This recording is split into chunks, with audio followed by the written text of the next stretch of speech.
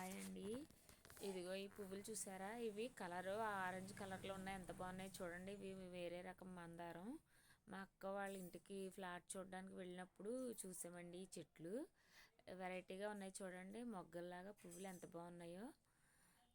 చాలా బాగున్నాయి కదండి. కలర్ అది చాలా నచ్చింది నాకు. కలర్ అయితే చాలా అందంగా ఉంది.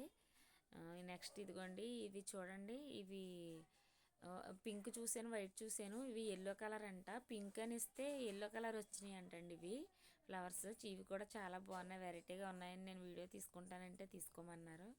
చాలా బాగున్నాయి కదా ఫ్రెండ్స్.